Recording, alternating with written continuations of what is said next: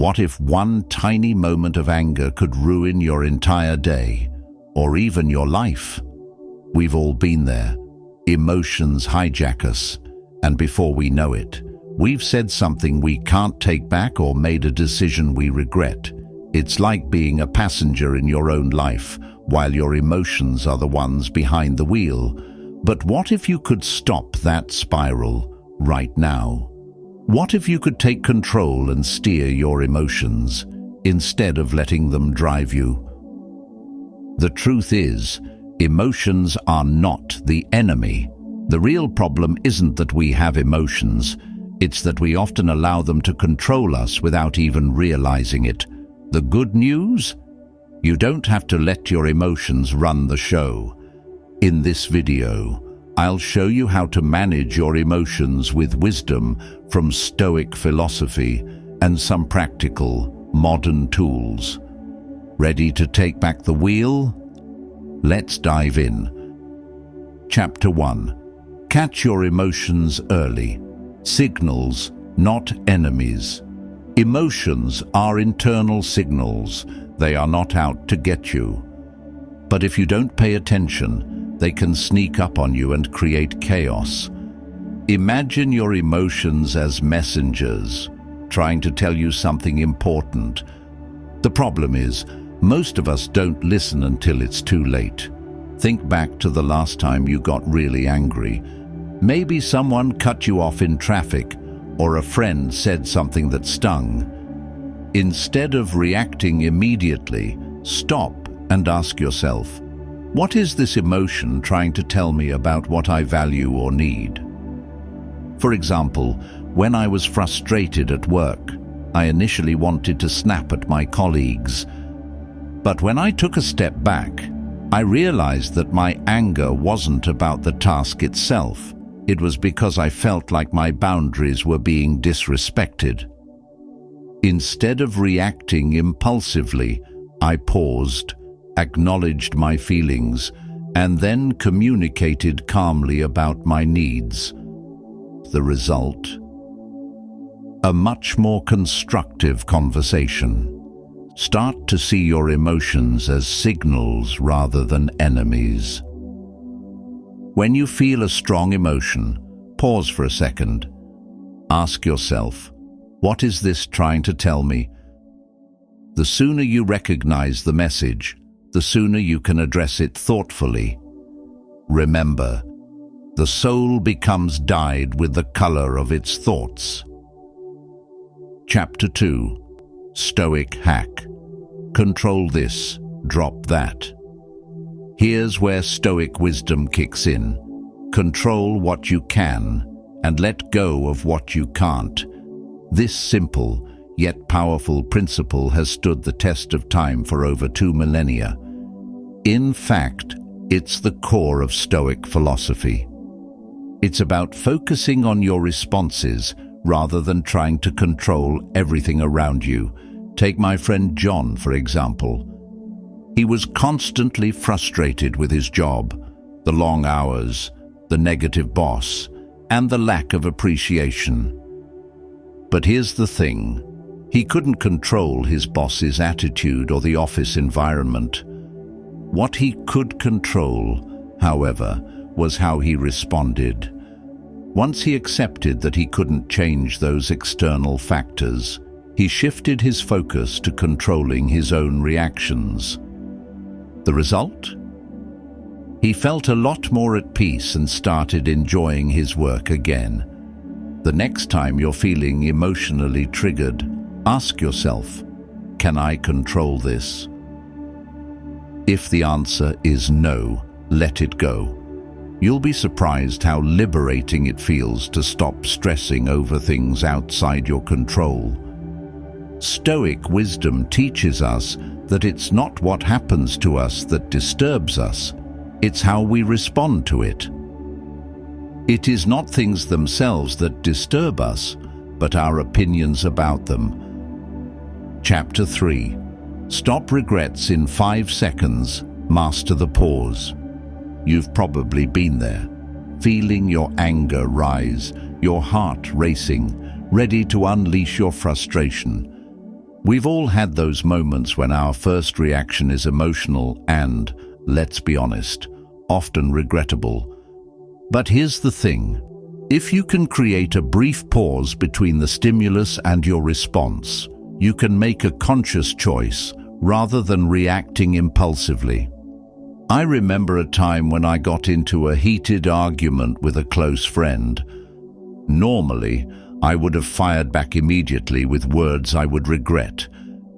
But then I remembered the 5-second rule. I paused, took a deep breath, and gave myself a moment to think. In those few seconds, I realized my friend wasn't attacking me. They were just upset about something else. I chose to respond calmly, which completely shifted the dynamic of the conversation. Next time you feel your emotions surging, take a 5-second pause. It's not a long time, but it's enough to reset your reaction and think before you speak. You'll be amazed at how much control you regain in those few seconds. Remember, emotional mastery begins with the ability to pause before reacting. Chapter 4. Flip the script, reframe any situation. How you see the world directly impacts how you feel about it. The way you view a situation determines your emotional response. This means that by changing your perspective, you can change your emotions. Take Sophia, a colleague of mine, as an example. She was having a tough day at work. Her boss had criticized her, and she felt completely demoralized. But instead of letting the negativity consume her, she reframed the situation. She asked herself, what if this feedback is an opportunity to grow? She took it as constructive advice and worked harder, ultimately improving her skills. By changing her mindset, she transformed her frustration into motivation. So next time you're in a tough spot, try reframing your thoughts. Ask yourself, how could I look at this differently? It's incredible how much control you have over your emotions when you change the way you think about things. Chapter 5. Accept imperfection. Free yourself. We all know the pressure to be perfect, but perfectionism can create more emotional turmoil than it's worth. The truth is, perfection doesn't exist. The sooner you accept your emotions and the imperfect nature of life, the sooner you'll feel free. I've noticed that when I stop fighting my emotions and accept them, even the negative ones, I feel lighter. I remember once being upset about a project failure. Rather than beating myself up about it, I accepted my emotions and saw the situation for what it was. An opportunity to learn and grow. That shift in mindset allowed me to move forward instead of staying stuck in frustration. Accepting your emotions doesn't mean giving up. It means embracing the fact that you are human, with all your strengths and flaws. We cannot choose our external circumstances, but we can always choose how we respond to them. Chapter 6. Bounce back stronger. Resilience. Resilience isn't about avoiding emotional pain. It's about how you handle and bounce back from setbacks. Life throws challenges at us all the time, but it's not the setbacks that define us. It's how we rise from them. Take John again. After losing a job he loved, he was initially devastated. But rather than wallowing in self-pity, he used the experience as a chance to reflect on his skills and passions. Eventually, he landed an even better job that was a much better fit. His emotional resilience came from his ability to view his setback as a stepping stone, not a dead end. Whenever you face a setback, remind yourself, Every challenge is an opportunity for growth. Chapter 7. Quick Tools. Breathe, write, win. When emotions run high, it's crucial to have practical tools on hand to regain your center quickly. Deep breathing, journaling, and meditation are 3 powerful ways to help you manage your emotions in real time. These techniques are like emotional first aid. I personally use journaling to process my emotions when I feel overwhelmed. Writing down my thoughts helps me organize them and gain clarity. Meditation is another helpful practice. It gives me the space to observe my feelings without being consumed by them. These tools allow me to take a step back and regain control of my emotions. Try setting aside just a few minutes each day for deep breathing or journaling. And when emotions hit, these simple tools will help you stay centered and respond with mindfulness. Conclusion. You're in charge now. You've got the tools to master your emotions.